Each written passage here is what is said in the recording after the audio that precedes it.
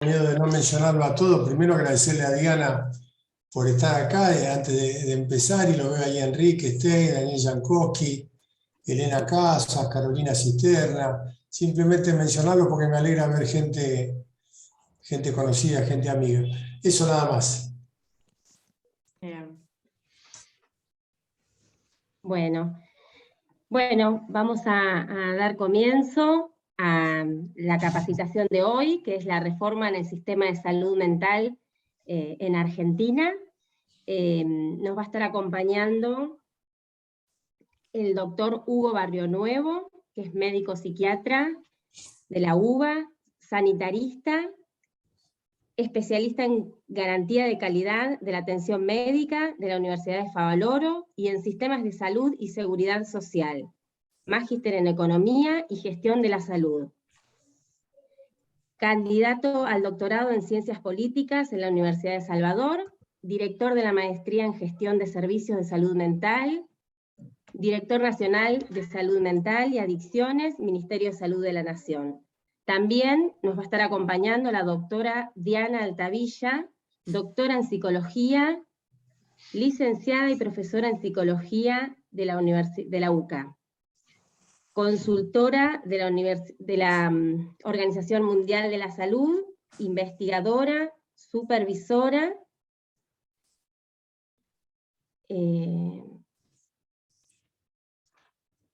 no entiendo acá lo que me mandó, perdón. Bueno, muchas cosas, Diana. No, dejémoslo por ahí. Lo va a terminar de contar. Yo porque me lo acaban de mandar. Lucía, no hay problema. Bueno, eso es lo que me dijo Nora, y después que ibas a continuar. Gracias, Lucía.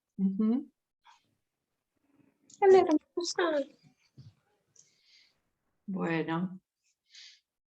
Si quieren para colaborar, no sé quién es. Alberto, estás como hospedador. ¿Me ponés como coanfitriona si los ayudo sí. por los ingresantes, ¿sí? O para dar la palabra. Gracias.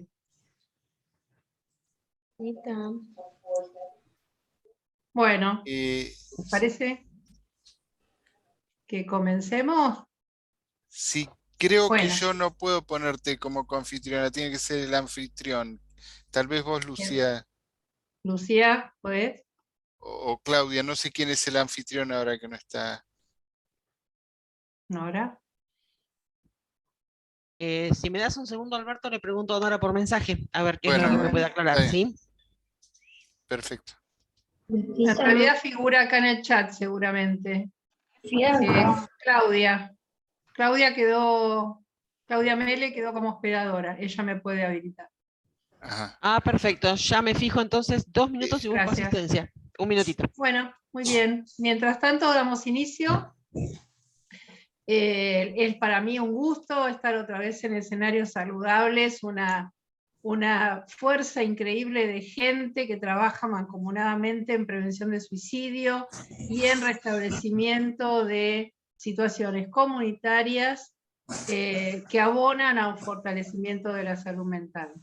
Y más hoy todavía, donde nos honra con su presencia el doctor Hugo Barrionuevo, exdirector de Salud Mental del Ministerio de Salud de la Nación, fue director de Salud Mental durante todo el 2020, año de pandemia duro y difícil, y hasta noviembre del año pasado, de 2021, nos acompañó con un trabajo realmente increíble en lo que es la gestión la coordinación, yo diría, por lo que me tocó presenciar de su labor, la coordinación de mucha diversidad de gente, con una capacidad y una serenidad para consensuar diferencias y avanzar. Así que para mí un gusto, Hugo, le doy la palabra. Gracias. Bueno, muchas gracias. Gracias por la generosidad, Diana. Perdón si interrumpa un momentito antes. Discúlpeme, doctor Barrionuevo. Diana, yo habilité ya como coanfitriona. No sé si recibió el aviso. No, gracias. Perfecto, eso es todo, gracias. Gracias. Te tenés que despertar. Bueno, comenzamos. Ya. O me lo como yo. O se lo doy a papá. Hay algunos micrófonos abiertos. Por favor, les vamos a pedir, por favor, la gentileza de anular todos los micrófonos en la disertación. Gracias.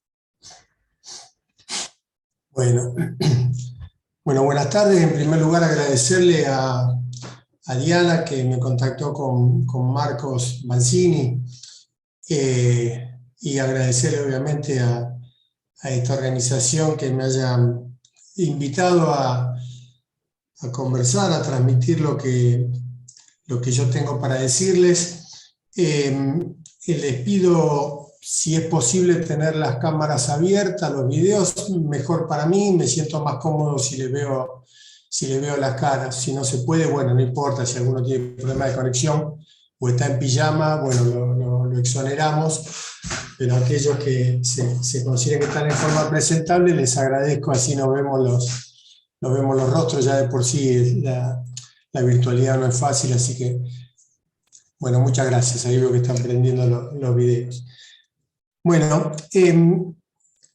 permítanme, para aprovechar esta hora y cuarto que nos queda de posibilidad de trabajar juntos, hacer una pequeña breve introducción de 4 o 5 minutos para poner en contexto y poder de alguna manera fundamentar o darle sentido a lo que tengo para transmitirle, a lo que tengo para compartir, para intercambiar con ustedes. En primer lugar, le dije a los organizadores que me interrumpan, que no tengo ningún inconveniente, al contrario, me siento más cómodo cuando interviene, cuando me preguntan, porque también me permite ver si están involucrados. Pero más allá de eso, no tengo inconveniente, así que en ese sentido a lo mejor Diana me ayuda con alguna pregunta que pueda aparecer en el chat. Si alguien no quiere levantar la mano o no quiere interrumpir con el micrófono, obviamente se lo voy a agradecer a Diana. Desde los años, yo comencé a estudiar, a investigar y a apasionarme por la temática de la planificación de servicios, de la organización de servicios, perdón, para los años 90, principios de los años 90, y desde entonces tuve la suerte de poder hacer muchas actividades, perdón, además de estudiar y de investigar todo lo que pude, de formación, y también de alguna manera no sé si llamarlo consultoría, es un poco exagerado, sino de que muchos colegas, muchas y muchos colegas, amigos, conocidos, cuando se fueron enterando que yo me dedicaba a esto, tenía alguna formación en esto, me consultaron, etc. En ese recorrido de formación, en estos casi 30 años, 20 y pico de años, me ha permitido enriquecerme mucho de las preguntas, de las dudas, de los interrogantes, de los baches también, que he encontrado en todas las personas que han interactuado conmigo en un aula, por llamarlo así. Decirle alumno me cuesta un poco porque la mayoría de las personas con las que yo he interactuado han sido personas con formación, con mucha formación, con recorrido en la gestión, y que realmente han participado de las charlas, de los cursos, de la maestría y de alguna formación más estructurada que he dado, pero siempre con ganas con motivación, con ganas de aprender. Y en ese sentido, han pasado cientos de personas, de colegas de distintas disciplinas, y ha sido muy rico. Si yo me hubiera propuesto hacer una investigación sobre qué les preocupa o cuáles son los interrogantes que tienen las personas que se dedican a tomar algún tipo de decisión, o que tienen alguna obligación de coordinar, o que tienen alguna obligación de auditar un sistema de salud mental, o que tienen aspiraciones de dirigir algún tipo de servicio, de coordinar, etcétera, un establecimiento, si yo tuviera que haber planificado una investigación para conocer qué piensan, qué les preocupa, qué qué baches del conocimiento tienen, no me hubiera salido tan bien como el haber interactuado durante estos años. Así que esta es como una mirada también retrospectiva que me ha ido como también transformando mi manera de pensar y de ver las cosas, ¿no? Uno viene con una idea preformada y esto me ha hecho ir cambiando, ir transformándome yo también de alguna manera. Y una de las cosas que me llamó mucho la atención y que fue lo que finalmente me convenció de alguna manera de cuál es el camino a seguir profesional mío, de lo que a mí me interesa, de lo que yo veo que puedo ser útil. Me interesa mucho trabajar en aquellas cosas donde yo veo que hay baches del conocimiento porque siento que puedo ser útil de alguna manera. Y en ese sentido hubo dos cosas que me llamaron mucho la atención. Una es que en general la mayoría de los y las colegas pueden comprender bien cómo debe ser el mundo en términos de la salud mental, ¿no? La mayoría tiene claro, o más o menos claro, cómo debe ser el mundo de la salud mental, llamémosle así. Es decir, cualquiera de las personas con las que yo he interactuado, probablemente ustedes también, puedan fácilmente agarrar una hoja y dibujar o escribir cómo debería ser el sistema de salud mental, cómo debería ser la salud mental de las personas, cómo se debería formar un sistema de atención justo, un sistema de atención de buena calidad. En lo que más encontré dificultades es en cómo lograr que eso se concrete. Es decir, el camino a recorrer entre lo que hoy es el modelo, por decirlo así, y cómo quiero que sea. Esa línea, digamos, entre una realidad actual y una realidad deseada, que en este momento no es una realidad, sino que es una idea, ese camino, recorrer ese camino, es donde yo he visto mayores dificultades y es por lo que me he dado cuenta que las personas han venido conmigo a escucharme, y eso es incómodo porque no es fácil transmitir sobre cómo lograr concretar algo.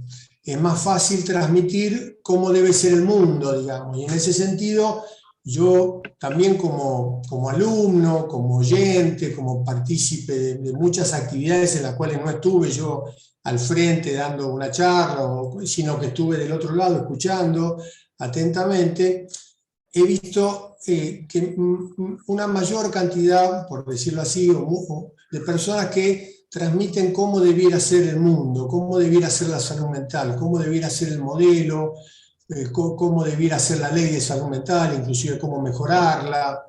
He visto mucho más eso que personas que digan o que nos pongamos a reflexionar, a pensar cómo lograrlo. Entonces, lo que voy a tratar en este recorrido que tengo con ustedes es poder transmitirles, intercambiar con ustedes, no sé si llamarlo herramientas, pero alguna mirada sobre cómo considero yo que podríamos o algún aspecto que podríamos profundizar para poder lograr la ansiada reforma del sistema de salud mental, teniendo como premisa, digamos, un supuesto de que todos y todas estamos más o menos de acuerdo de que el sistema de salud mental debería ir hacia un modelo de salud mental comunitario, como se lo suele llamar.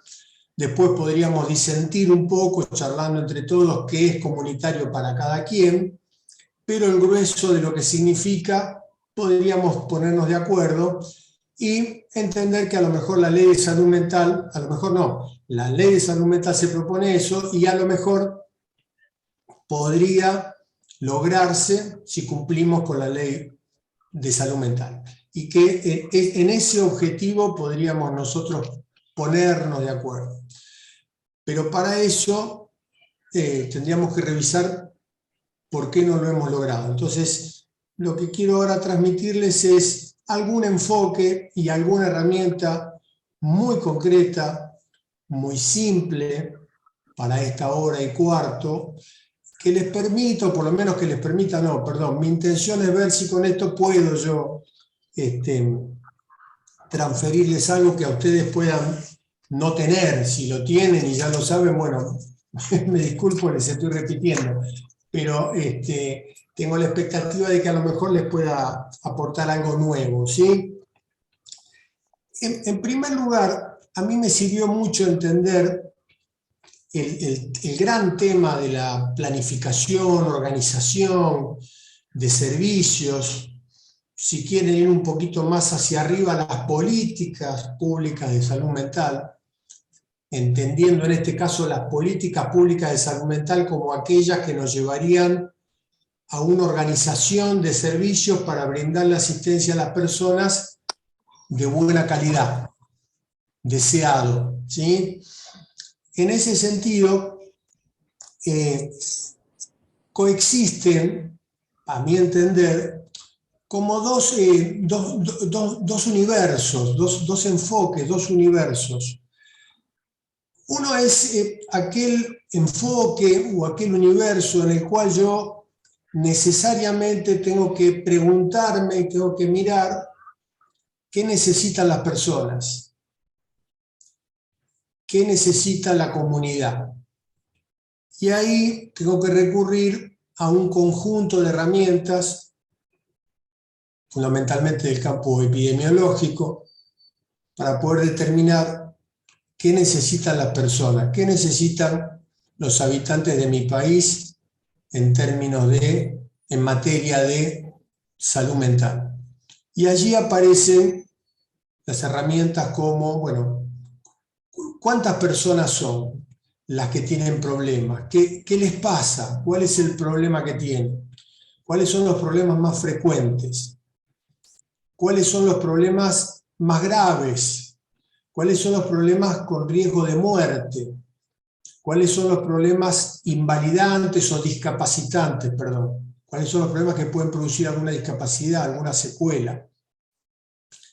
Ahí está el conjunto de herramientas en el cual, digamos, los sanitaristas nos sentimos más cómodos, que es esta mirada diagnóstica que tiene herramientas, instrumentos, como lo tiene la clínica. Cuando uno está frente a una persona, tiene sus herramientas clínicas para poder entender qué le está pasando, cómo podemos ayudarlo. En este caso, la mirada es la mirada del conjunto, una mirada colectiva de una comunidad. Así que allí tenemos ese conjunto de herramientas que yo llamo enfoque sanitario, por ponerle algún nombre. Con la prevalencia mido cuántas personas están afectadas de tal cosa. Si yo digo, bueno, el 1% de la población argentina probablemente tiene esquizofrenia, padece de una esquizofrenia. Si yo digo esto, el 1%, por usar una cifra que se usa más o menos en el mundo, ahora se la discute, bueno, pero supongamos que esa es una cifra confiable. Si yo digo el 1%, estoy diciendo entonces que hay 450.000 personas que padecen esquizofrenia. Entonces,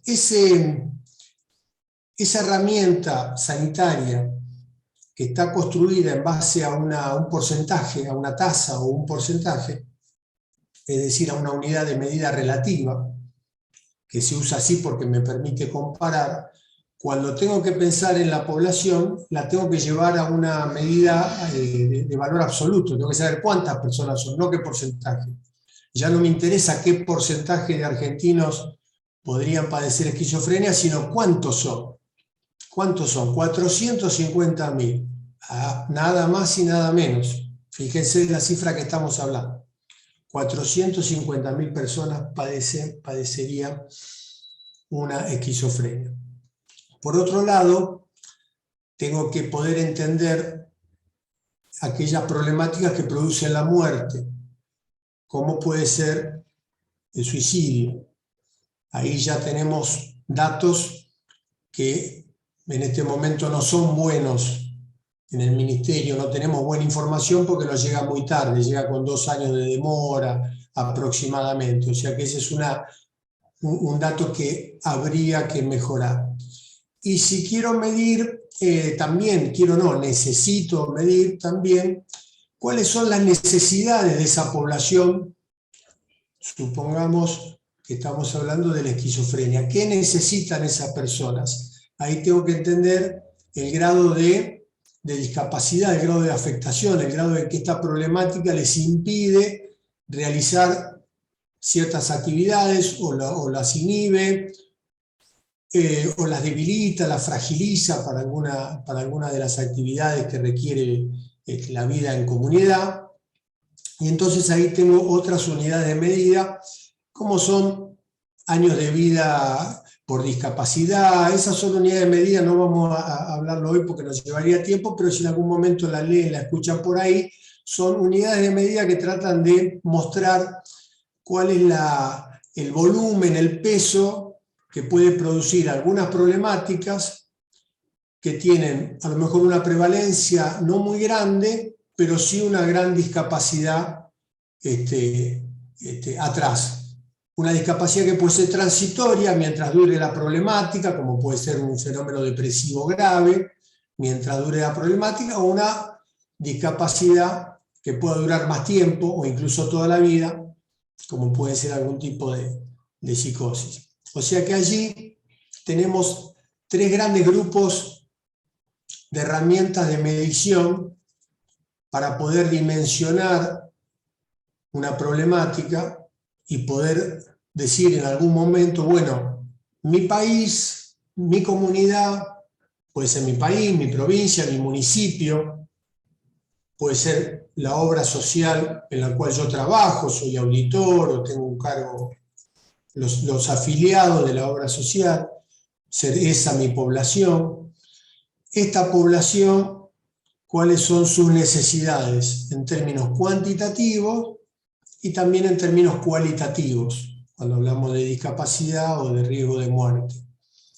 Por otro lado, también conocerlas en términos de quiénes son estas personas, cuántas son, qué riesgo de morir tienen, qué riesgo de discapacidad tienen, y por otro lado, quiénes son, dónde están, son jóvenes, son mayores, son de un nivel socioeconómico más frágil, en situación de mayor vulnerabilidad o no, tienen más recursos, tienen algún tipo de familia más estructurada, más armada, están más solos, viven en zonas rurales, están en zonas de alto tránsito urbano, porque esto me va a definir de alguna manera o va a influir cada una de estas variables que mencioné en cómo va a impactar la problemática en la persona y con qué recursos cuenta para andar por el mundo con esa problemática, para poder vérselas con esa problemática. Entonces ahí tenemos también las otras también, digamos, herramientas epidemiológicas para definir en términos macro, ¿cierto? Estamos hablando en términos macro.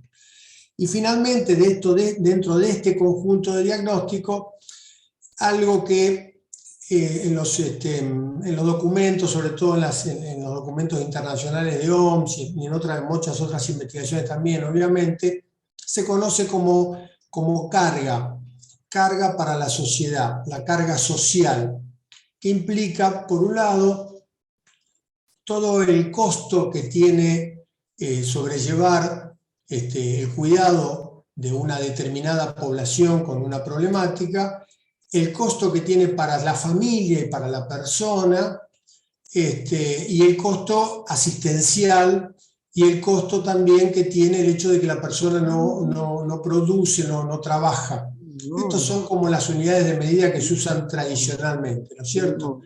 ¿Cuál es la carga de la familia? Eso es muy importante porque el costo para la familia de tener una persona con una afección, con una problemática que sea invalidante o muy discapacitante, es altísimo desde el punto de vista de los cuidados y desde el punto de vista del costo de la atención, de los traslados.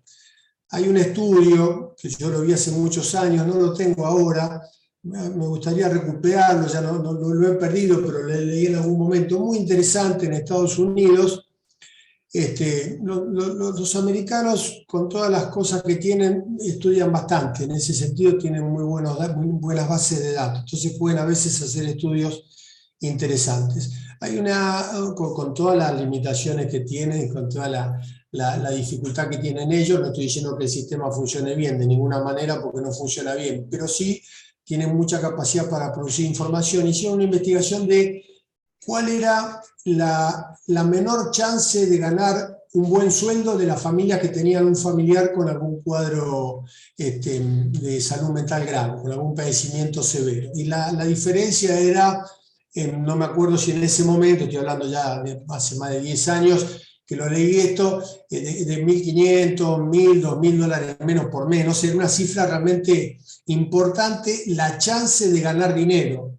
Ni hablar del costo que significa acompañar al familiar que tienen en su familia, valga la redundancia, ¿no? Pero la chance de ganar dinero por tener menos disponibilidad de tiempo, por tener que destinar más tiempo al cuidado, esto les quitaba, en un país tan competitivo como es Estados Unidos, le quitaba chance de tener mejores cargos gerenciales o mejores empleos a las personas afectadas, con un familiar afectado. Así que todo esto engloba esa mirada, digamos, sanitaria, cuando uno tiene que empezar a pensar una política de salud pública orientada a la salud mental, y sobre todo cómo construir o cómo debiera ser o cómo diseñar el modelo de atención para dar respuesta a estas necesidades.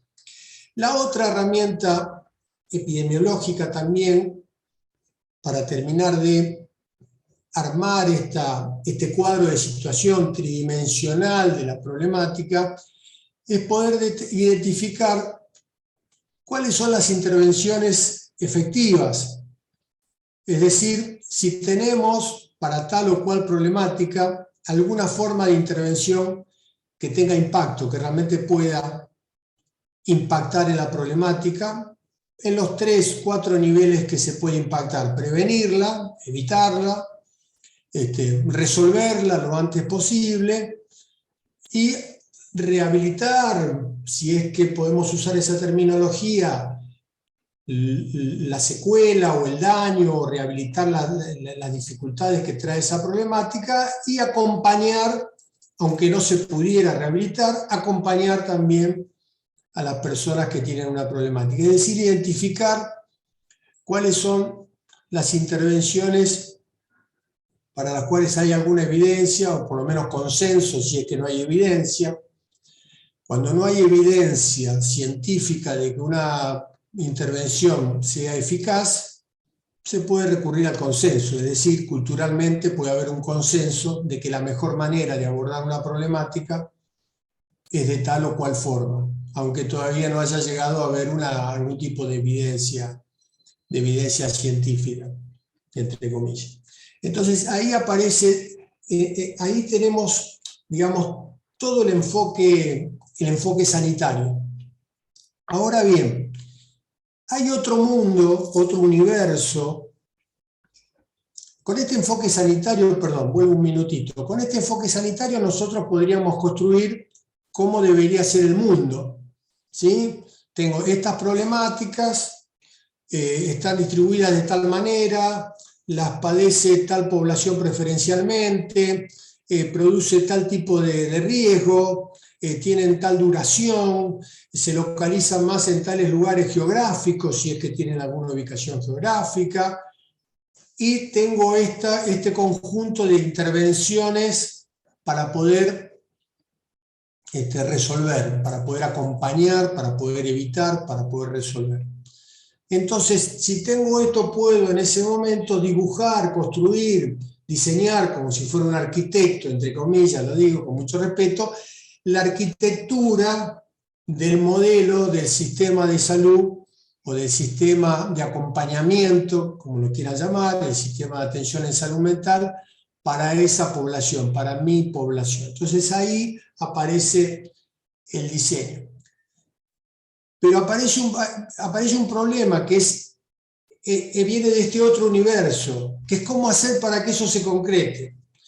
Ese universo, yo lo llamo enfoque de gestión, no sé, no importa el nombre, pero ahí aparece la gestión pura, propiamente dicha, que es cómo tener éxito en lo que yo me propongo lograr para esa población. ¿Cómo lograrlo? Y ahí aparece un mundo totalmente distinto en el cual nosotros,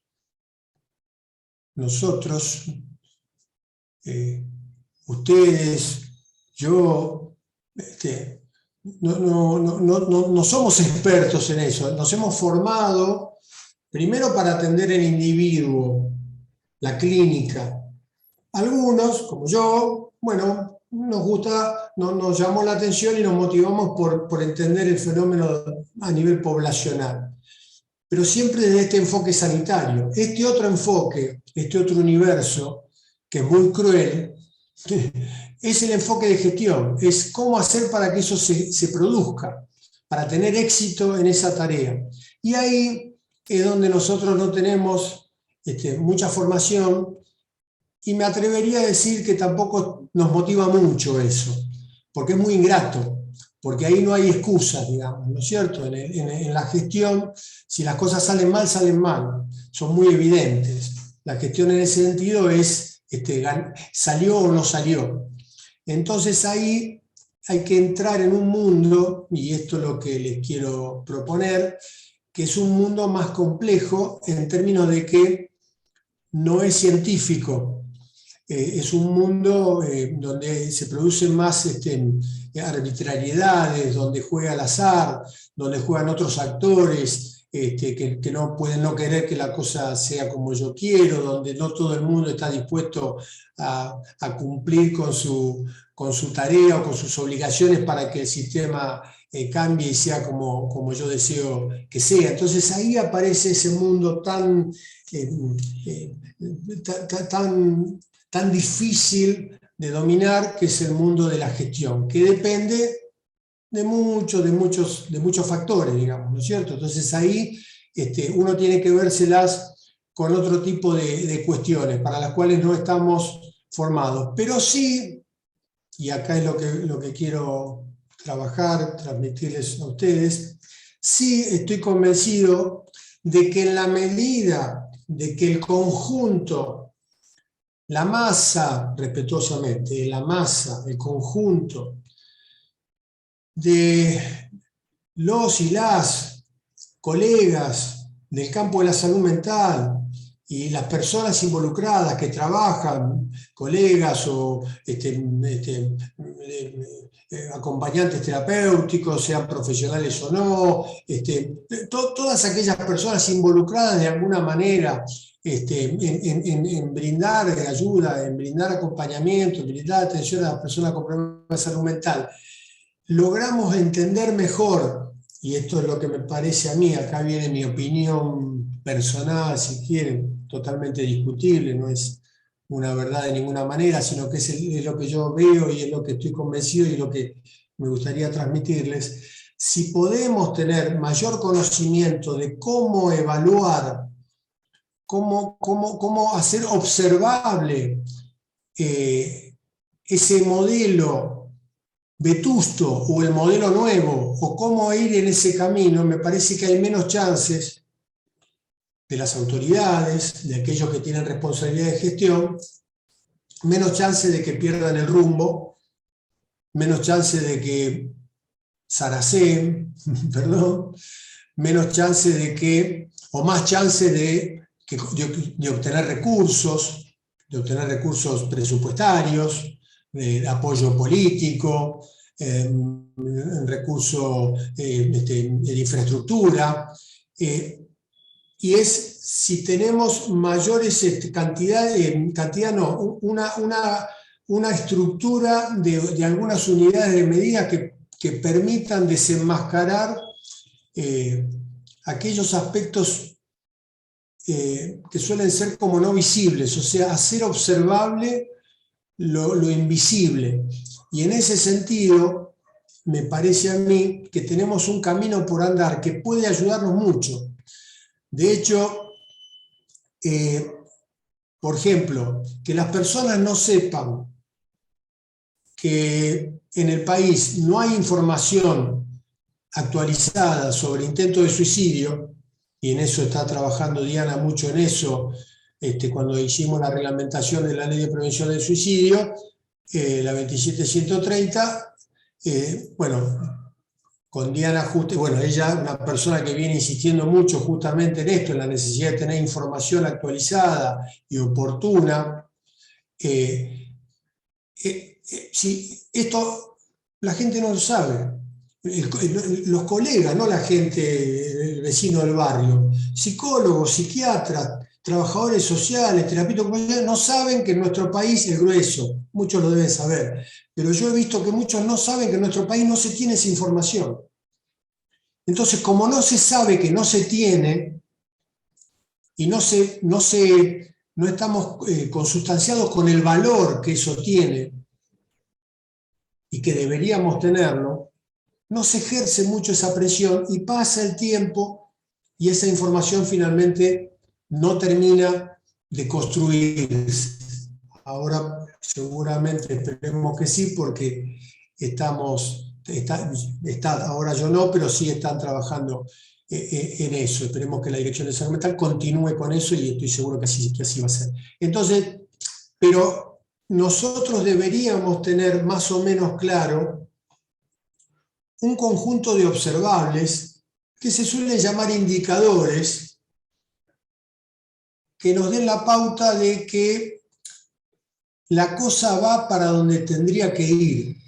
Porque en ese sentido, si uno mira el pedacito que uno tiene cerca, de acuerdo a lo que le toque mirar, puede parecerle que estamos en el buen rumbo o no, de acuerdo al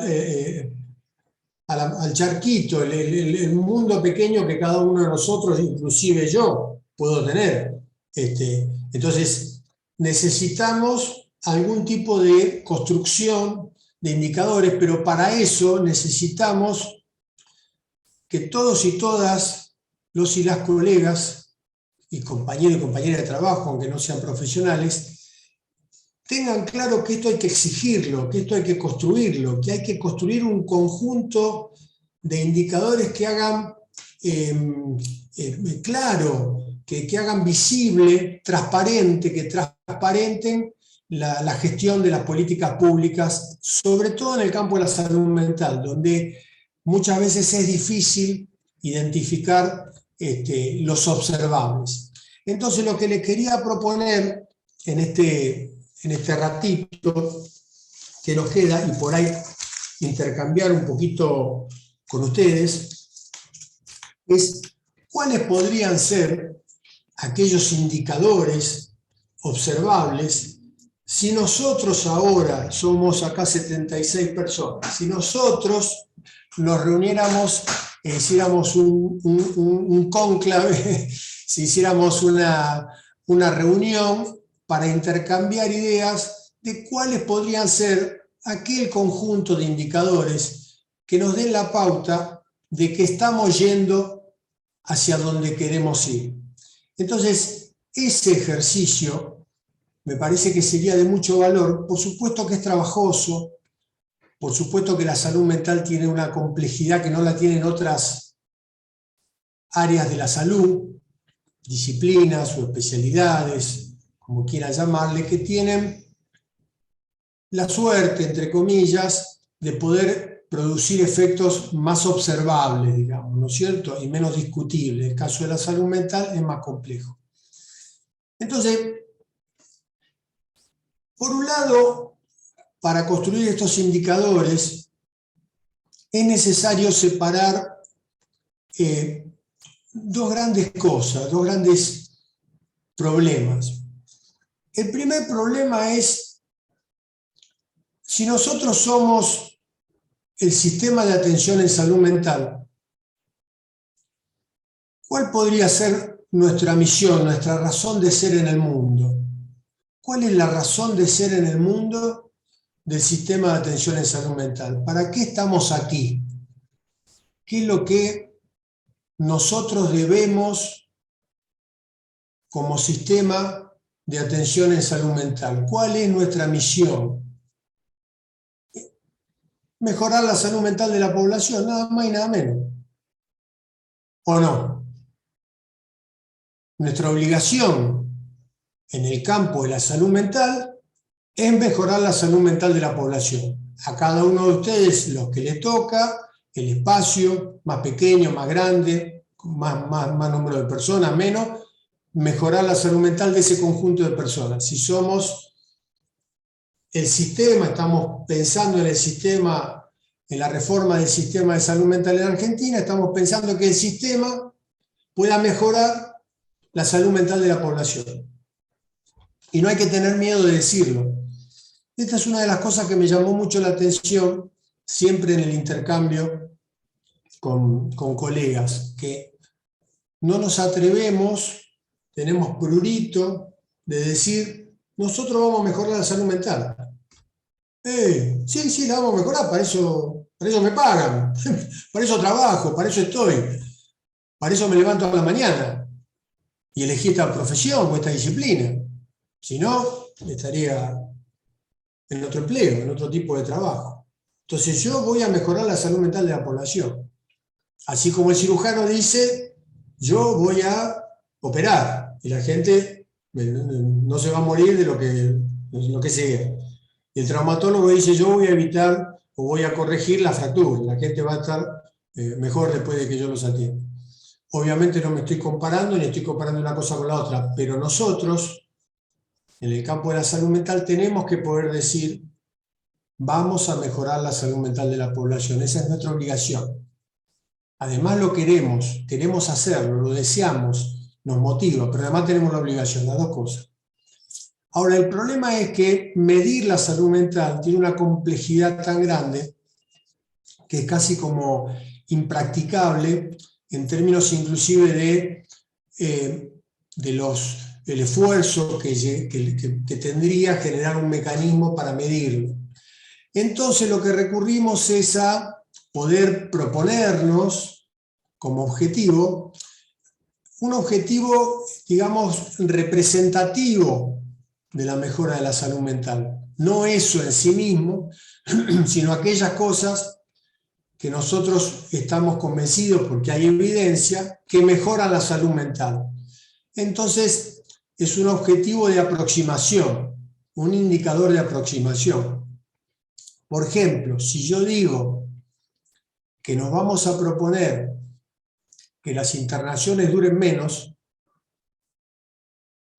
y que las personas no se reinternen tan pronto, si bien eso no es necesariamente salud mental, pero es un indicador que me aproxima a mejorar la salud mental, porque entiendo y estoy convencido que una internación prolongada trae más riesgos, trae desarraigo, trae riesgo de cronificación de la internación y que las reinternaciones son algo no deseado, y además porque sabemos que hay herramientas contamos con intervenciones, con herramientas para que una internación dure lo menos posible y para evitar recaída y por lo tanto necesidad de nuevas internaciones. Entonces yo allí puedo construir un indicador aproximado, que me aproxima a la salud mental. Entonces, lo que les propongo, ahora sí, si les parece, abrimos un poco al intercambio, pero obviamente quiero transmitirles, no es que los voy a dejar a ustedes solamente para no trabajarlo yo, al contrario, que empecemos a construir ahora como un ejercicio algún conjunto, algún paquete de indicadores que nos pueda dar la pauta de que el sistema de salud se está reformando o que vamos hacia esa reforma, que está implícita en el espíritu de la Ley Nacional de Salud Mental y que está bajo el marco de lo que conocemos como modelo de salud mental comunitaria. Entonces, allí aparecen los indicadores. Y un indicador, permítanme primero precisar un poquito esto, un indicador es una herramienta que me permite comparar, que debe permitirme comparar y debe permitirme comparar, por ejemplo, con un indicador yo debería poder comparar un antes y un después, cambios en el tiempo, espontáneos o cambios en el tiempo a través de, como respuesta a una intervención nuestra. Un indicador debería permitirme también comparar funcionamiento en dos poblaciones distintas o en dos sistemas distintos, comparar una obra social con otra, cómo está abordando la problemática de la salud mental, un país con otro, una provincia con otra, en fin, poder tener alguna herramienta de comparación. La comparación no punitiva, una comparación que permite decir, bueno, si acá se logró esto, ¿qué herramientas tuvo? ¿Cómo hizo para lograr esto? ¿Y cómo podemos nosotros introducir alguna herramienta similar si tal municipio, si tal provincia, si tal obra social tuvo éxito? Cuando digo éxito lo digo entre comillas, ¿no? Con mucho respeto, pero logró mejorar algún indicador. Entonces, a partir de ahí aparece el concepto de indicador, aquello observable que me permita comparar. Y obviamente, entendiendo que el conjunto no se puede reducir ni se puede medir con un indicador, sino que necesita un conjunto de indicadores para poder articular el enfoque sanitario que mencionábamos, las necesidades de la población, las intervenciones adecuadas para atenuar, para evitar, para acompañar, para resolver esa problemática de la población, y este enfoque de gestión que es cómo hacer para finalmente producir eso, cómo hacer para que esto, digamos, para que las intervenciones estén presentes. Es decir, que donde haya una persona que necesita X, haya X al lado para esa persona. Si uno pudiera definir, esta es una definición que a mí me gusta, más una definición, una manera, digamos, me interesa a mí como de presentar la gestión sanitaria, sería lograr que donde hay una necesidad haya una intervención adecuada para resolverla. Así como decía Evita, donde hay una necesidad tiene que haber un derecho. Bueno, el derecho transformado en acto, no el derecho teórico, sino donde hay una necesidad pueda juntarse, ese momento mágico casi donde se junta o se encuentra, más que juntar, ese encuentro entre la necesidad y el recurso que puede satisfacer esa necesidad, ya sea evitando un daño mayor, ya sea acompañando, ya sea rehabilitando, como de acuerdo a la circunstancia, a la problemática que esté en juego. Así que ahí tenemos como una introducción, si quieren, para poder pensar un conjunto de indicadores. ¿Por qué? Porque estoy convencido de que si el grueso de las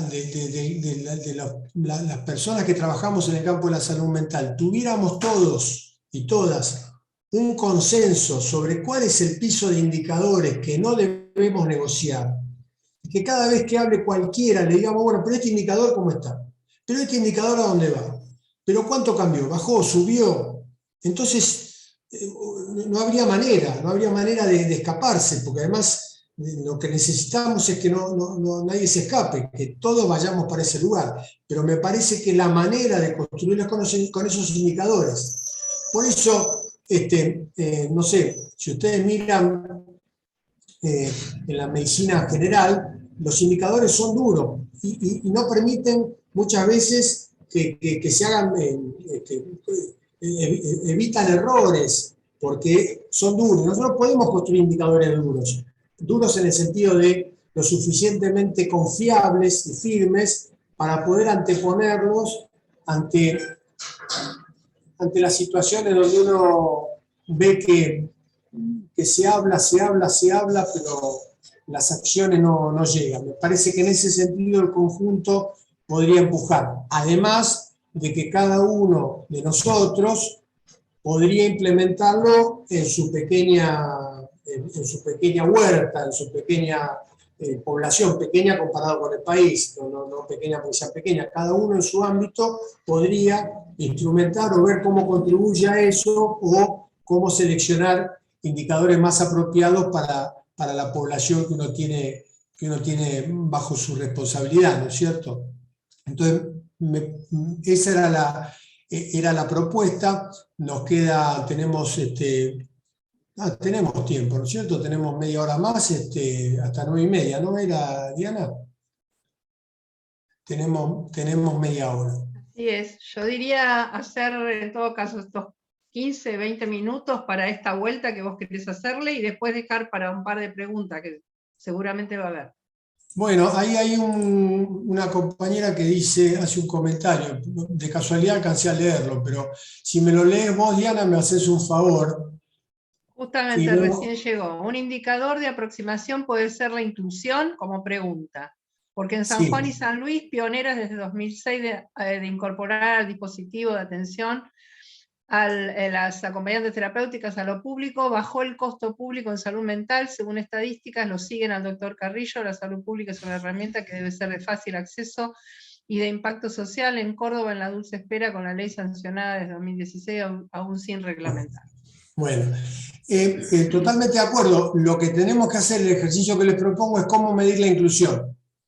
Digamos, la inclusión, hasta ahí es un concepto. Entonces, lo que tenemos que lograr nosotros es medirla, es decir, con datos observables, porque hasta que no tengamos esos datos, siempre vamos a estar sujetos a cómo lo interprete la persona de turno, el que nos hable o el que tenga responsabilidad de conducción. Entonces los datos tienen que ser más o menos observables, lo más observable posible. Entonces, ¿cómo mediríamos inclusión? Acá lo abro como una pregunta para el resto, ya que la compañera mencionó la inclusión, con lo cual estoy absolutamente de acuerdo. Tendríamos que ver cómo medimos la inclusión o si es una variable muy compleja y tenemos que descomponerla en otras variables. Cuando hay una variable compleja, una de las herramientas que hay, que se llama operacionalizar una variable compleja, es dividirla en varios aspectos. Como cuando yo digo, bueno, calidad de la atención. Bueno, si yo digo calidad, bueno, ¿cómo es la calidad? Bueno, tengo que dividirla en dimensiones para poder encontrar aspectos medibles.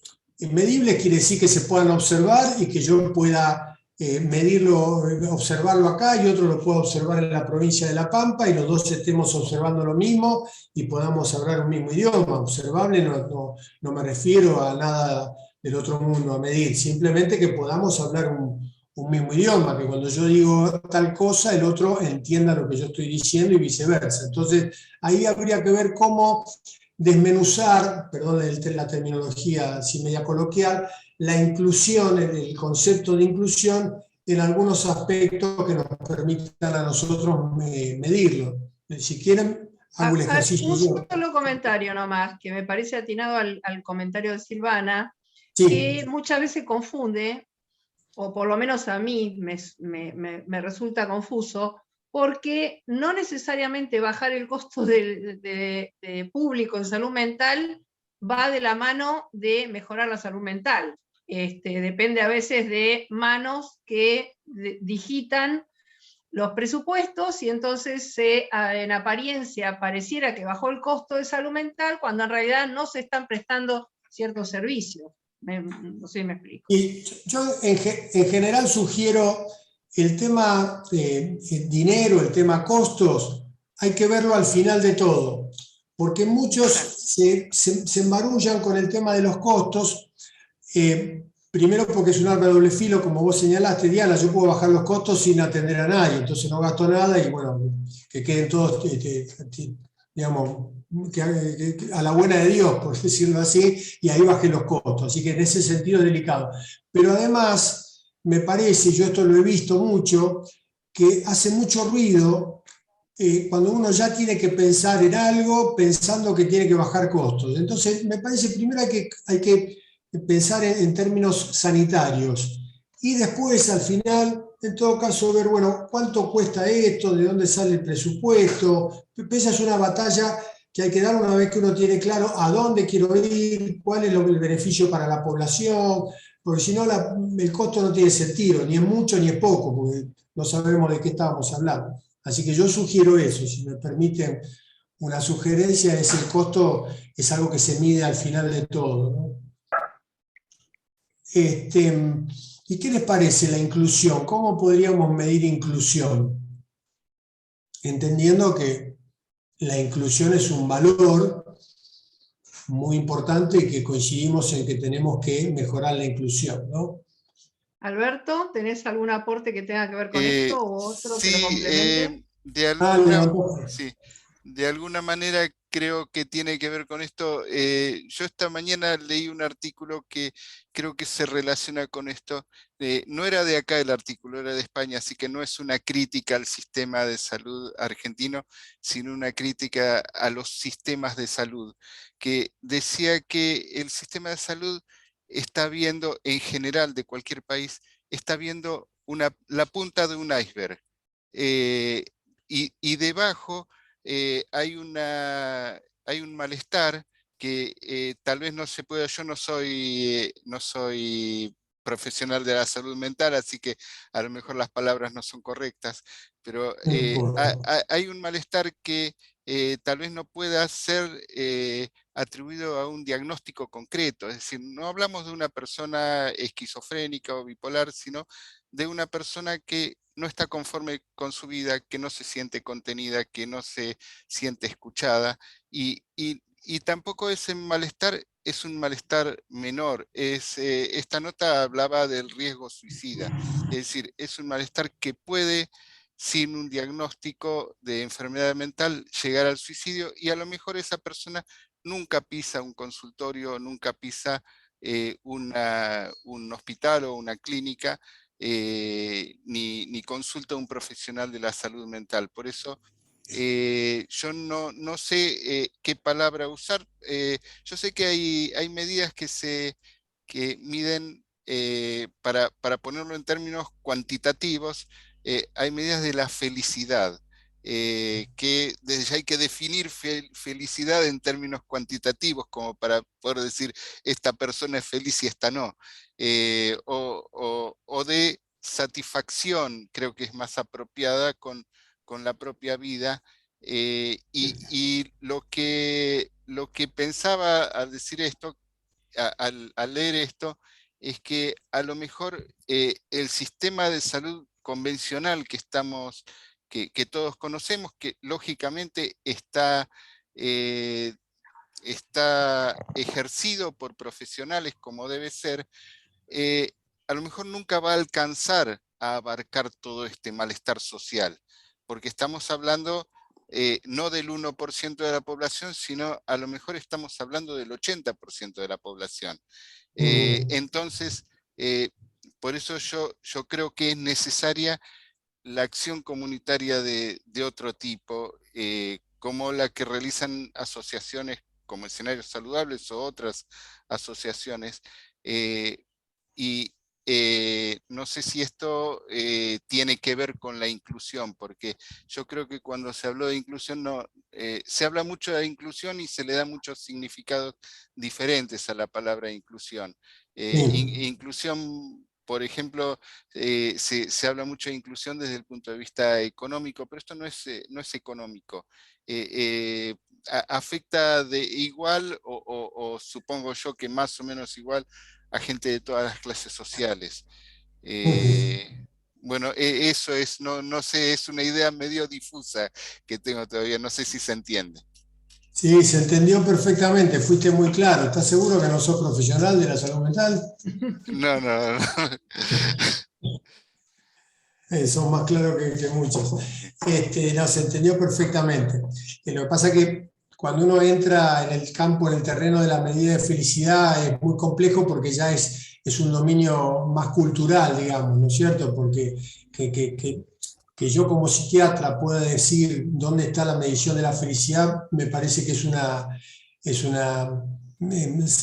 salgo de mi... Yo como psiquiatra y los psicólogos, psicólogas que hay aquí también entiendo que me parece que es una exageración. Nosotros, cuando hablamos de inclusión, como dijo la compañera, entiendo que está hablando de la inclusión de personas con padecimiento mental más o menos severo que por alguna razón han estado excluidos en algún momento o durante mucho tiempo, excluidos de la vida social por la problemática de salud mental. En ese sentido entiendo que se refiere la compañera, por eso decía que hay que desmenuzar, hay que descomponer esa variable tan compleja en algunas variables que sean observables. Por ejemplo, si yo podría decir, a ver, que si las personas con problemática de salud mental tienen una misma tasa de desempleo que la población general, he logrado cierta inclusión, ¿no es cierto?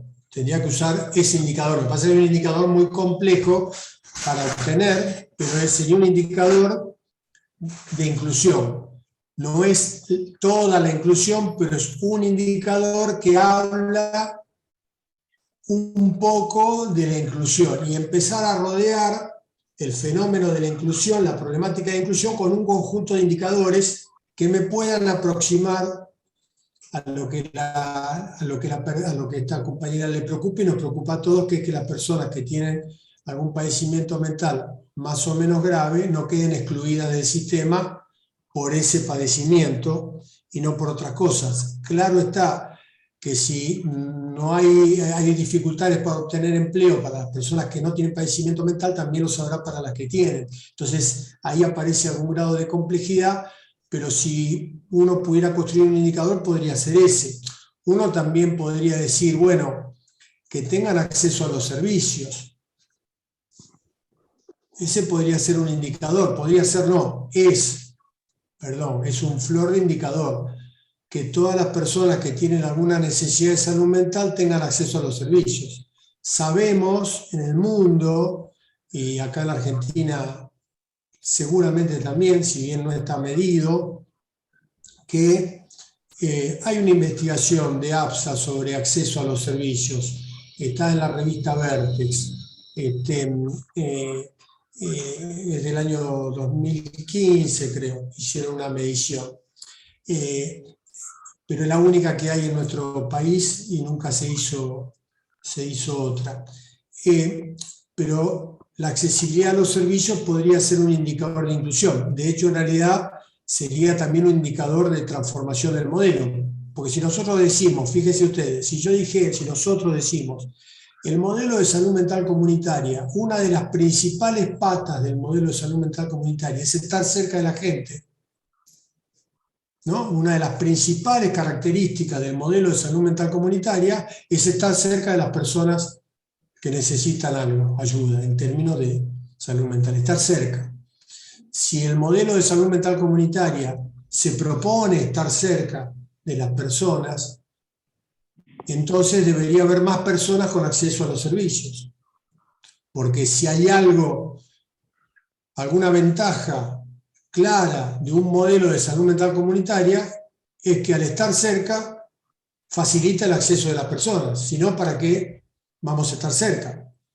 Para eso nos quedamos lejos, que es el modelo hospitalocéntrico. El modelo hospitalocéntrico y el monovalente céntrico se critica por eso. Nuestro país tiene 160 establecimientos monovalentes, 160. Y tiene 2.000, 3.000 municipios. Fíjense ustedes lo que estamos hablando.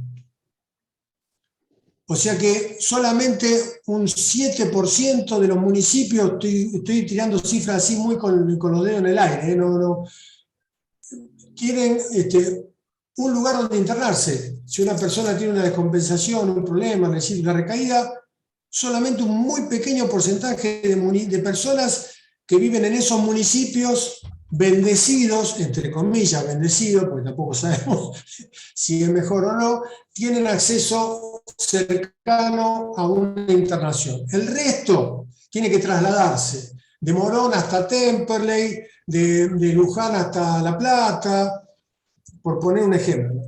Entonces, el modelo de salud mental comunitaria acerca. Si acerca, hay más facilidad de acceso. Si hay más facilidad de acceso, habría más personas en atención. Entonces yo podría medir, ese sería un muy buen indicador, es un muy buen indicador. Calculen ustedes esto. Se suele decir que el 20% de la población en un corte transversal, o sea, en un corte de prevalencia, hoy el 20% de la población tiene algún problema de salud mental, leve, moderado, grave. Algunos dicen el 10, otro el 15, otro el 30, por eso depende de las investigaciones. Pongámonos en el medio, el 20%. Es más, seamos austeros, el 10% de la población, si quieren. Son 5 millones de habitantes, 4 millones y medio de habitantes. O sea, entre 4 millones y medio y 9 millones de argentinos deberían estar en contacto con un servicio, con algún tipo de servicio de salud mental o un profesional. Entonces, fíjese el volumen, el número de lo que estamos hablando, ¿no? Por eso es importante los datos en algunos momentos cuantitativos para poder darnos una idea de magnitud. 9 millones, 8 millones, 5 millones.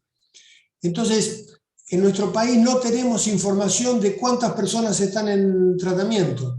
No hay. Pero no hay porque no se consolida. La información está porque todos los servicios y todos los profesionales escriben algo sobre las personas que atienden. No debe haber ningún profesional que atienda a una persona sin ni siquiera anotar en un papel el nombre y apellido, el motivo de consulta, por más que no le guste escribir nada, algo escribe. Y o sea que la información está, por lo menos de cuántas personas están en este momento de tratamiento. Sin embargo, no la tenemos esa información, porque no se centraliza. No hay un mecanismo que las haga llegar hasta una autoridad, que sería el Ministerio de Salud de la Nación, que pueda consolidar esa información y tener un mapa nacional de dónde hay más personas en atención, compararla con la población que tiene ese municipio o esa provincia, y ahí poder darnos cuenta, la provincia tal tiene tantos millones de habitantes o tantos cientos de miles de habitantes, tiene tantas personas en tratamiento, por lo tanto tiene una tasa de tratamiento muy baja, que se le llama así, tasa de tratamiento. Por la negativa se llama brecha asistencial. Brecha asistencial son las personas que no acceden al tratamiento. Tasa de tratamiento son las personas que sí acceden al tratamiento, por la positiva. Entonces uno podría comparar y medir las obras sociales, ver cuántas personas tenés en tratamiento. Y ahí puedo ver, bueno, si tenemos el 0,8%, quiere decir que hay un montón de personas que no reciben tratamiento, lo van a buscar a otro lado, están sufriendo, están padeciendo y no reciben ningún tipo de ayuda. Así que ahí tenemos un indicador muy potente, un indicador de reforma potente. Es más, yo creo que ese debería ser como el indicador base de todo, de que las personas tengan acceso a algún tipo de servicio. Una de las consultas más frecuentes que hemos tenido en el 0800, cuando comenzó la pandemia, lo primero que hicimos, una de las primeras cosas que hicimos fue armar una red de teléfonos en todas las jurisdicciones. Se publicó en el ministerio para que cada provincia tuviera una línea de acceso gratuita, por lo menos no una línea de atención al suicida, que eso es una asignatura pendiente, pero sí una línea de atención. Y nosotros, el Ministerio de Salud de la Nación, también armamos una propia nuestra de Nación, si bien nosotros no tenemos territorio. Los territorios los tienen las provincias, las jurisdicciones. El Ministerio de Salud de la Nación está asentado en la Ciudad Autónoma de Buenos Aires, pero la Ciudad Autónoma de Buenos Aires tiene su propio Ministerio de Salud y su propia infraestructura. Pero no importa, como estábamos en pandemia, armamos el nuestro también. Y la mayoría de las consultas son por falta de acceso. La gran mayoría de las consultas son personas que buscan algo y no lo encuentran. Y la mayoría se resuelven. Esta es la otra cosa que nos llamó la atención. Con la mayoría se encontró dónde atenderse. Quiere decir que los servicios no estaban estallados. Lo digo con mucho cuidado esto, lo digo con mucho cuidado y con mucho respeto, porque no no es algo que hayamos podido medir en realidad, pero pudimos ubicar a todas esas personas, quiere decir que había en algún lugar algún colega, alguna colega con alguna capacidad horaria y motivacional, obviamente, porque sin eso no hay nada, para poder recibir a estas personas. O sea que hay algo en la coordinación del sistema que no está funcionando y que dificulta el acceso. Y no sabemos, no podemos inferir si es porque faltan servicios o porque hay una incoordinación entre la necesidad de las personas y los servicios y cómo llegar. A eso le llamamos problema de acceso, que no necesariamente es que faltan servicios. Puede ser que falten servicios, sí, seguro. Puede haber lugares. En general en nuestro país es muy desigual. Entonces hay lugares donde sobran servicios y lugares donde faltan. Así que en muchos lugares faltan servicios, seguro. No digo que no. Pero digo que en otros lugares también hay falta de información, falta de coordinación. Bueno, ahí hay una persona, hay dos que levantan la mano. Bueno, me extendí yo demasiado. A ver, no sé, Diana. Hubo un Sí. par de, antes de Lisa, hubo un par de preguntas que por ahí las puedo unificar en relación a los cargos de, esto como indicadores, ¿no? Pensando en indicadores. Si la apertura de cargos en, por ejemplo, psiquiatría infanto-juvenil en Provincia de Buenos Aires puede ser un indicador, es relativo, entiendo, pero me anticipo un poquito a tu respuesta. El concepto de adaptación activa a la realidad, medida por un enlace entre trabajo, salud e integración social, integración y motivación a participación social, como otro indicador.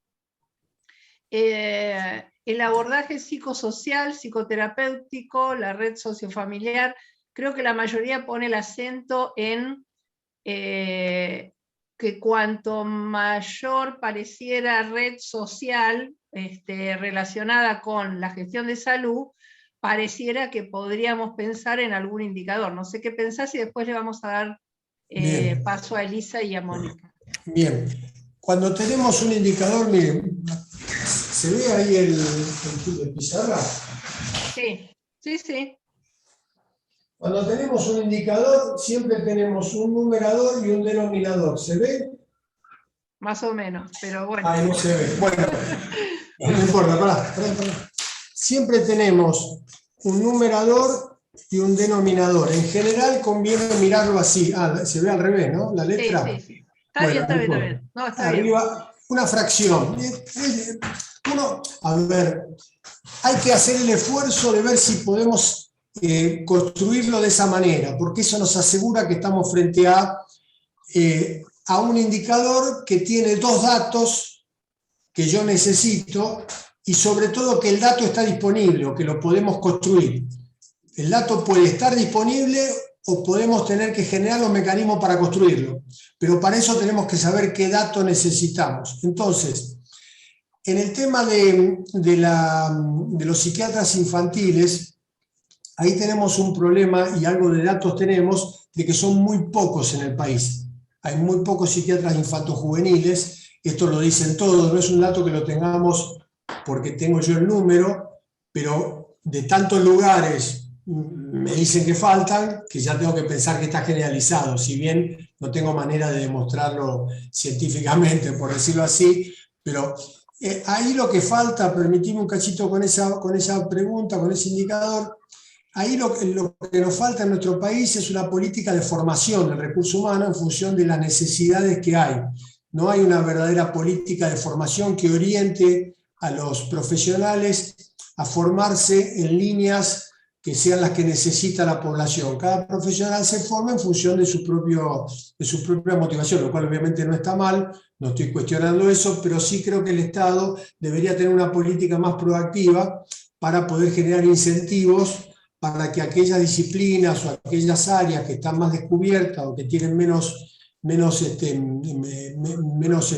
personas interesadas, poder interesarnos, ¿no? Esa sería una. De hecho, con el Ministerio de Hábitat estuvimos trabajando, pensando y teníamos una media palabra de que sí, poder destinar algún conjunto de viviendas de las que está trabajando el Ministerio, de los programas de construcción de viviendas, para poder tener viviendas para profesionales faltantes en zonas donde faltan profesionales y poder por lo menos estimular el arraigo en zonas desfavorecidas en términos profesionales, no necesariamente desfavorecidas en términos socioeconómicos, sino desfavorecidas en términos de profesional, para poder estimular la llegada de profesionales a esa zona. Por poner un ejemplo muy sencillo, simplemente ese comentario. No sé si había otro indicador más o le damos la palabra a la... Y el tema de la integración social, ¿cómo medirlo? Porque todos bueno, hablan y hay coincidencia en eso. Bueno, por eso, el problema una cosa es tener el concepto y otra cosa es hacer el ejercicio de construir el indicador. Y a veces construir el indicador no alcanza con la cabeza de uno solo y hay que armar una pequeña mesa, un grupo, para poder empezar a darle vuelta, leer, buscar un poco en la literatura. La integración social, insisto, como la inclusión, hay que descomponerla en algunas partes que sean observables, que tengan datos. Primero tengo que definir qué es integración social, que eso es un tema bastante complicado. Tengo que definirlo, que sería el numerador. El numerador de esa fracción que yo dibujé, el numerador sería personas integradas. Y el denominador sería personas que necesitan ser integradas. ¿Se entiende? Sí. Ese sería el indicador y no hay otra manera de hacerlo. Ese es el indicador. El problema que tengo no es fácil definir persona integrada, a lo mejor es más fácil definir persona que necesita ser integrada. Sí. Porque son muchas las personas que necesitan la inclusión social, la integración social, si es que tomamos los dos términos como similares. Después habría que ver si se pueden equiparar. Pero habría que definir qué es integración social. Y ahí aparece esa necesidad de descomponerlo en distintas variables para poder después medir cada una de esas variables y armarme un diagnóstico de situación. ¿Sí? ¿Podría, Hugo, hablarse entonces para evitar justamente la complejidad de la palabra integración, el nivel de participación en proporción a la población, el nivel de participación social, que ahí sí hay integración, como alguien dijo, docencia, actividades sociales, ONGs, etcétera? Las personas que participan por lo menos en actividades sociales de red, podría darnos, en comparación con la población total, podríamos dar por lo menos un aproximado a que hay más posibilidades de estar integrados, ¿sí? Podría ser perfectamente. Es un indicador aproximado a lo que queremos medir, porque lo que queremos medir a lo mejor no logramos obtener la manera. Estaba pensando, siempre y cuando existan lugares para participar, porque si no hay lugares para participar, no puedo medir eso. No, es que lo que al contrario, justamente, Diana, está muy bien lo que decís, porque lo que nos permitiría eso medir es si hay lugares para participar, claro, y si hay acceso, si son accesibles y si tenemos que generar más lugares donde las personas participen. Hablando de personas con padecimiento mental, ¿no es cierto? Estamos hablando de la integración social de personas con padecimiento mental, no del conjunto de la población, que sería otro tipo de indicador más ligado a lo que decía Alberto, a la felicidad o a la participación comunitaria del conjunto de la población. Para no dejarla fuera, yo le propongo a Elisa, a Mónica y a Camila que digan sus preguntas y su opinión para que el doctor pueda dar si es posible, hacer una mixtura entre los comentarios de las tres. Elisa. Sí, buenas tardes. Un poquito fue aclarándome mis dudas, porque yo pensaba si uno de los indicadores en salud mental es cuánto las personas pueden acceder a la salud mental. En la provincia de Buenos Aires, en la zona del conurbano, ¿cuántos hospitales tenemos con guardia psiquiátrica o psicológica? ¿Tienen todos los hospitales? Y si no, entendí que una de los caminos que se podría solucionar es en la formación, en las políticas públicas de formación de los profesionales. Entendí que una de las soluciones podrían ser esa. Pero, digamos, psicólogos y psiquiatras creo que en Argentina no nos falta. ¿Qué es lo que está pasando? ¿Dónde se centraliza? ¿O qué es lo que se puede hacer desde salud mental para que se puedan cubrir todas esas necesidades? Se lo digo, doctor, porque muchas veces en el grupo de escenarios saludables se presentan problemáticas y entre nosotros nos ayudamos a buscar un centro o un hospital donde tenga guardia psicológica. Y no siempre queda cerca, digamos, ¿no? Entonces, en la zona oeste, un poquito más acá, un poquito más allá, pero bueno, se hace más dificultoso. ¿Qué es lo que podemos hacer en eso? ¿O qué es lo que se puede hacer?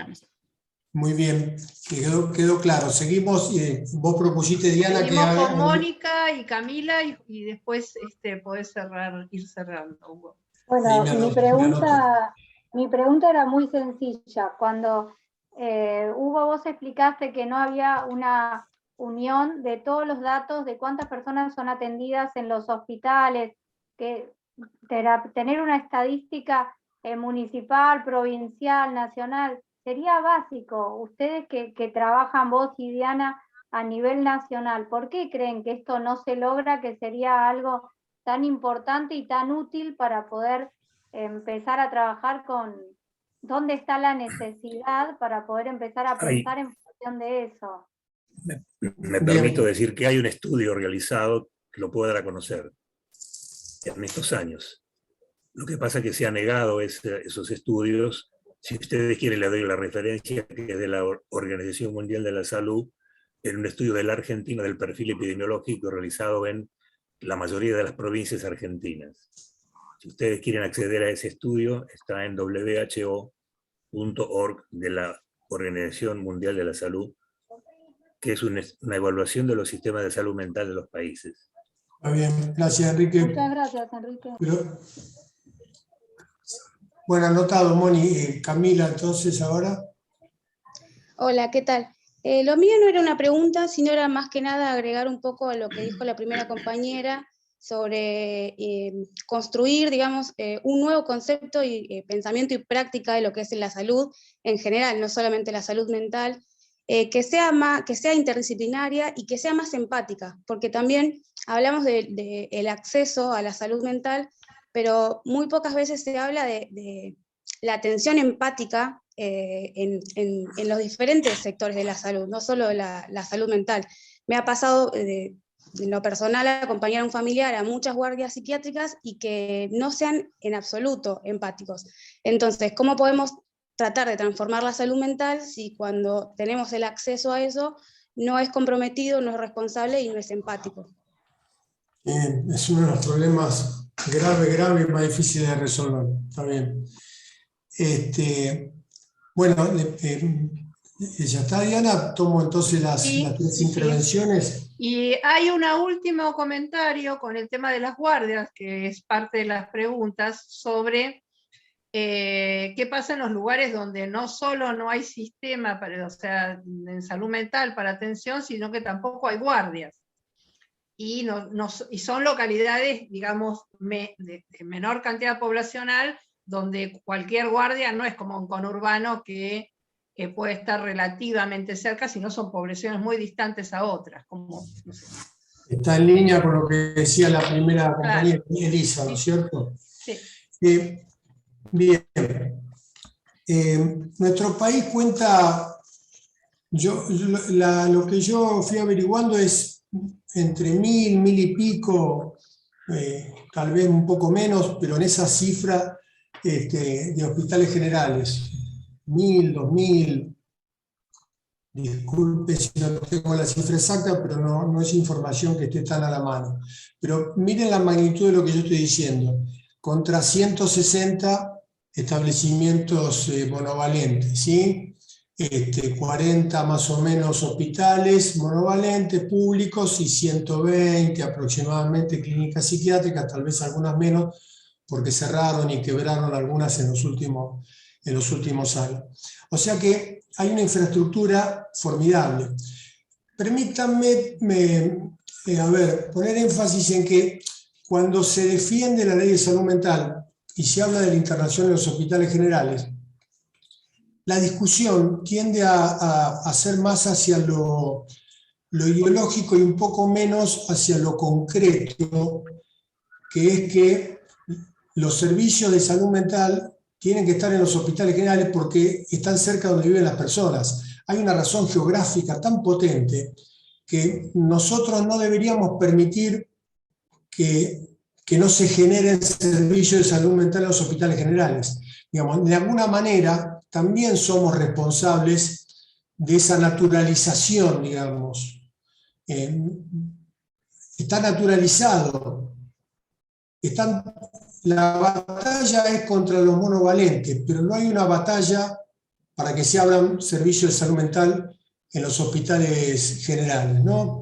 Le decía a una compañera de trabajo de la Dirección de Salud Mental el año pasado, estábamos conversando, nos falta nuestro pañuelo verde, nuestra capacidad de lucha para poder obligar a las autoridades a que esto se produzca.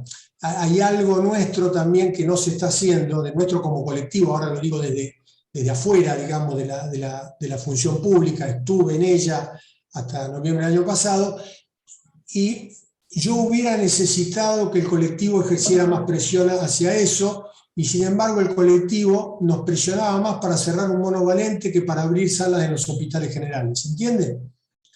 O sea, yo recibí más presión por transformar, adecuar las clínicas psiquiátricas y los hospitales monovalentes que por abrir servicios de salud mental, ambulatorios, centros de día, centros comunitarios o servicios de salud mental en los hospitales generales, porque en algún punto nos hemos quedado, me parece a mí, es una opinión personal, más enfocados en esa lucha que en la otra. Si nosotros tuviéramos la posibilidad de abrir en los hospitales generales, realmente casi no haría falta internar, no haría falta internar en los monovalentes. Se imaginan que con 300, 400 hospitales que tengan servicio de internación alcanza y sobra. ¿Saben ustedes cuántas personas se internan en nuestro país por mes, por ejemplo? Bueno, ven, ese es un dato que todos lo deberían tener. Ese es un dato que debería estar a flor de piel de cualquiera de las personas que trabajamos en el campo de la salud mental. Porque esto es lo que nos permite a nosotros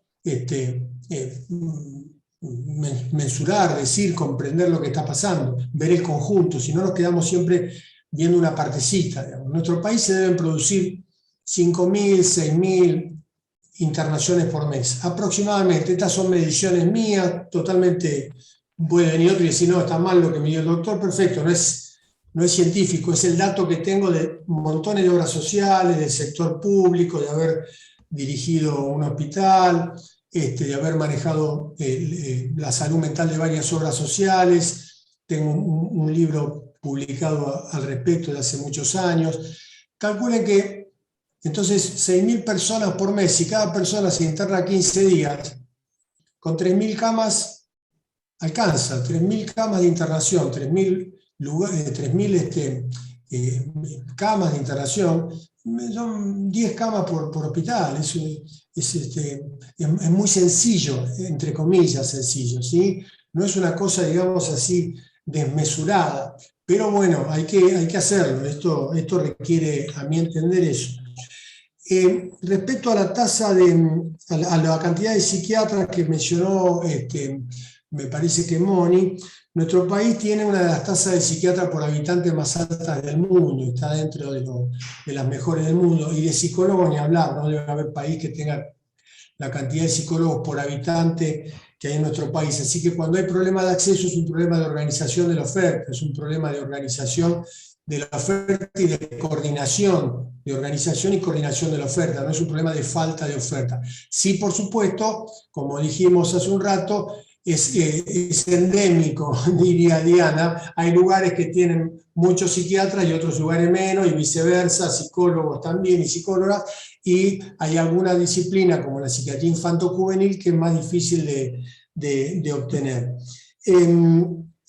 Con respecto a la empatía, eso es la formación, es la elección de la disciplina. La verdad que los colegas las colegas no tengan empatía es vergonzoso. Eso, la verdad, debería avergonzarnos a todos. Yo he tenido, les pongo un ejemplo muy sencillo, lo suelo mencionar porque la verdad que es paradigmático, un chico de 15 años con una psicosis severa, gravísimo, con un papá también con un cuadro psicótico, que apenas pueden sostenerse entre los dos. La mamá lo abandonó al chico porque también una persona con una problemática grave. Se atiende en un centro ambulatorio,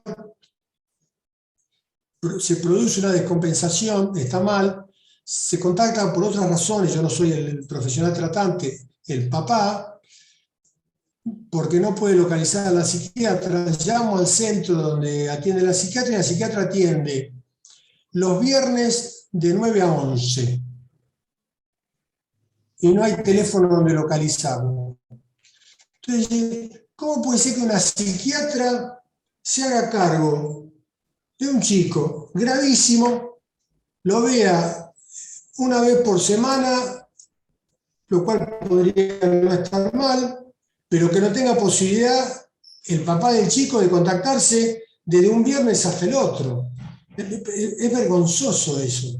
Eso es realmente casi delictivo. En todo caso, el hospital, además, ahí hay un filtro, y Hugo estarás de acuerdo conmigo, creo, que muchas veces los obstáculos son en todas las barreras que se superponen entre el paciente, o la necesidad más que el paciente, sí, la necesidad real de un paciente, y el esquema hospitalario o los equipos hospitalarios que no articulan para determinar cuando una necesidad es válida, vehiculizarla justamente como debe ser, y no poner el argumento, digamos, burocrático de no atiende este día, ¿no? Cuando en realidad se están dando cuenta todos los intervinientes que la necesidad es válida, ¿sí?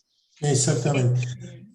Por último, cuando hablaba yo de la falta de datos sobre la atención, me refiero a datos continuos.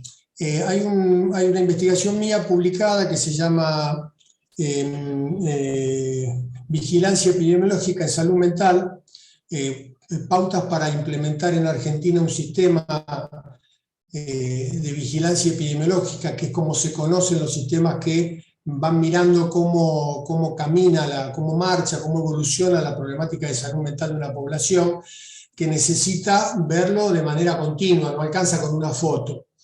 Ese está disponible, si lo buscan por internet lo van a encontrar, porque está en un PDF accesible, está en la página de la Universidad de Salud, que es donde yo dirijo un posgrado, y allí yo propongo un conjunto de fuentes de información para nutrir a una unidad centralizada, a un sistema centralizado que pudiera dar cuenta de esto. Porque lo que señalaba Enrique son investigaciones que se hacen fotográficas, toman en algún momento dado, y obviamente la demanda es muy cambiante, y a lo que yo me refería es a tener información mensual. Uno debería tener en el ministerio todos los meses, ¿está aumentando o está bajando? ¿Hay más gente que accede a los servicios o hay menos gente que accede a los servicios? ¿Los servicios se están cerrando o están abriendo?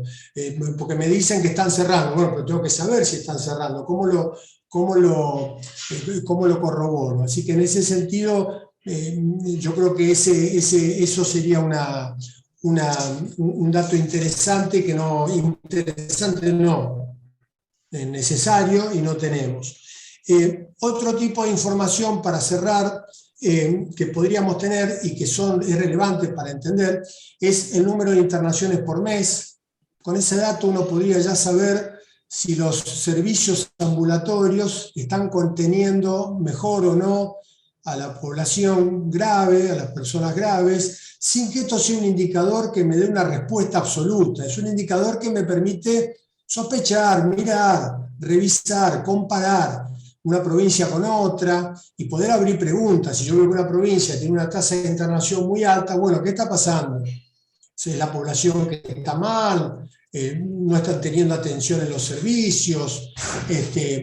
Cuando el PAMI hizo los indicadores de utilización para hacer los modelos de cápita, tomó las tasas de internación de cada una de las jurisdicciones. Y en La Plata le daban altísimas las tasas de internaciones. En Santiago del Estero le daban bajísimas. Santiago del Estero tiene una sola clínica psiquiátrica y La Plata tenía en ese momento un montón de clínicas psiquiátricas. Por poner un ejemplo, no estoy criticando las clínicas, lo que digo es que a veces los indicadores dependen de otro tipo de datos que hay que tener en cuenta. Pero ese es un muy buen indicador si uno se propusiera mejorar, digamos, la salud mental de la población, porque es un indicador indirectamente de recaída también. Si yo tengo menos internaciones, pues, probablemente es porque tenga menos recaída. Y si tengo menos recaída, probablemente es porque esté conteniendo mejor, incluyendo mejor, integrando mejor a la población que tengo bajo mi responsabilidad. Entonces, ahí hay como indicadores indirectos, pero que se pueden utilizar. Los intentos de suicidio, autolesiones, que es en lo que está trabajando Diana, que iniciamos el año pasado para implementar en alguna de las provincias, ese también puede ser un muy buen indicador.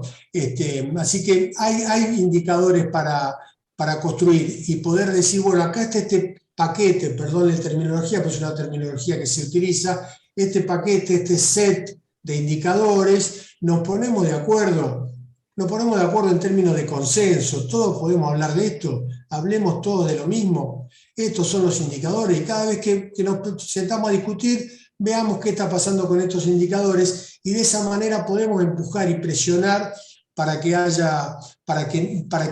vayamos hacia ese lado y no nos quedemos solamente en discusiones teóricas, que es el riesgo que corremos muchas veces, ¿no? Bueno, la última pregunta de Lorena y cerramos muy gratamente el encuentro. Hola, más que pregunta es como una anécdota, si se quiere llamarlo de esa manera. Yo vivo en Mendoza y se me ocurrió ver qué tan posible era acceder a tener un turno en salud mental. Entonces fui a 3 centros de salud diferentes. Un turno de salud mental. Un turno. Ajá, 3 centros de salud diferentes. En los 3 me dijeron que para conseguir un turno había que ir a las 7 de la mañana, y ahí se daban los turnos para el día. A los 3 fui a las 7 de la mañana, y en ninguna de las 3 ocasiones logré acceder a conseguir un turno, porque siempre había más personas adelante de la fila, que habían ido quizás a las 5 de la mañana, y muchos se quedaban sin entrar en la lista. ¿Por qué? Yo no sé cuál era el horario de los profesionales, pero anotaban en una lista solamente a 8 personas por mañana. O sea, ¿cuántas veces tiene que ir una persona con un problema de salud mental? En este caso yo estaba haciendo la prueba, el experimento, pero ¿cuántas veces o cuántas mañanas tiene que ir una persona con un problema de salud mental hasta lograr conseguir su primer turno? Y comentando y hablando con las personas de la fila, algunos ya tenían turno, ya estaban en tratamiento, y tenían que hacer el mismo sistema para conseguir su siguiente turno. O sea, no les daban un turno de decir, bueno, venite dentro de la semana que viene a tal horario. No, tenían que volver a hacer cola las veces que sean necesario hasta poder entrar en esa lista.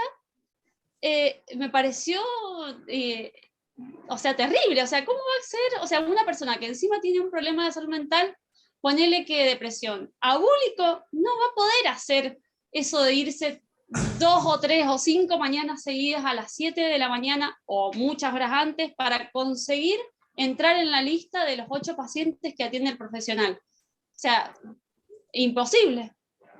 No sé qué opinan. Quería contarlo porque me pareció muy fuerte a mí, o sea, lo difícil que es conseguir un turno en la salud pública. Sí, ahí tenemos un problema para poder entender lo que está pasando, que es Si es que el lugar no tiene disponibilidad porque está sobrepasado y lo que falta es, faltan profesionales, por ejemplo, o faltan espacios físicos, o si los profesionales no están atendiendo el tiempo que tienen que atender. La solución es totalmente opuesta. Entonces, mientras no tengamos esa información, estamos en el oscurantismo, digamos.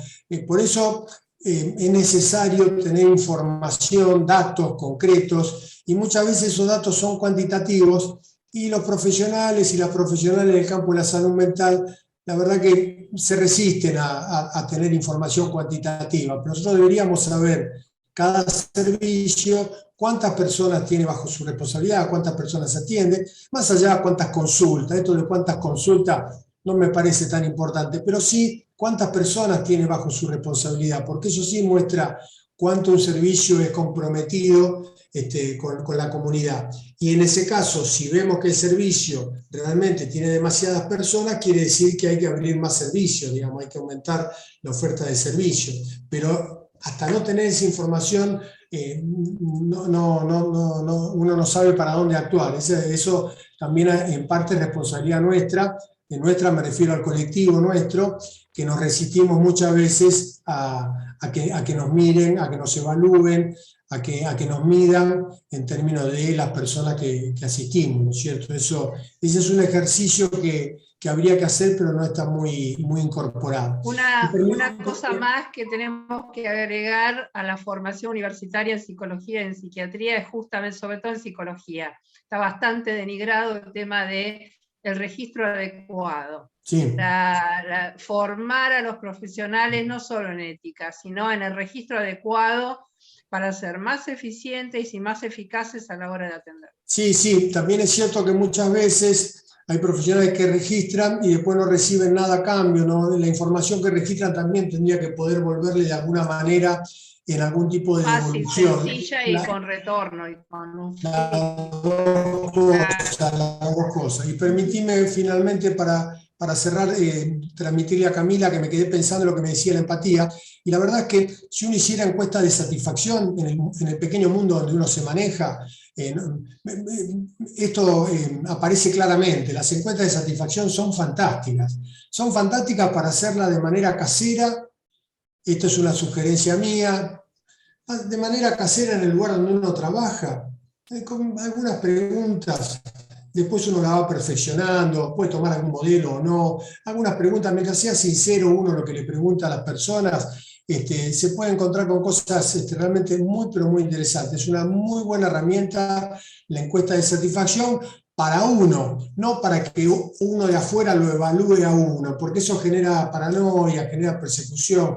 No, para uno mismo, para el servicio de uno, la institución de uno, el trabajo de uno, como para la mejora de calidad continua, entendida como uno buscando hacer mejor las cosas y no que otro venga a decirme que las hago bien o mal. Si uno la hace en ese sentido, son muy buenas las encuestas de satisfacción, muy útiles.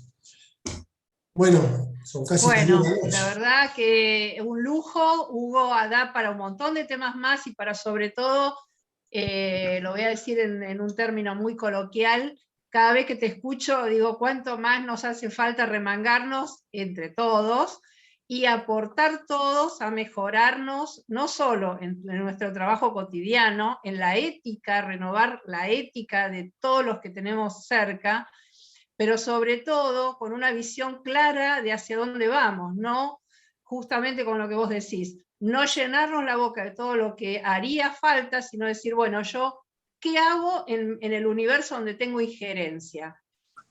Porque es muy fácil decir, bueno, podríamos, todo lo que escucharon, todo lo que escribieron, en mi servicio no hay, en esto falta, bueno, ¿cuánto me junto con los colegas que pueden pensar como yo y mover algo de ese lugar donde la cosa está enquistada? Nada más que eso, y espero que nos volvamos a ver nuevamente. Un gusto, y seguramente alguien de escenarios nos va a poder dar el cierre. Gracias. Están participando, en caso de querer certificado, déjenlo, vamos a dejar un ratito abierto el chat para que lo puedan incluir, Obviamente agradecemos a Diana Altavilla y a Hugo Barrionuevo su aporte y les pedimos, sepan que está abierta la comunicación en la página, en Instagram, en Facebook, les pedimos se comuniquen y estén atentos a nuevos espacios de formación permanente que brinda la asociación.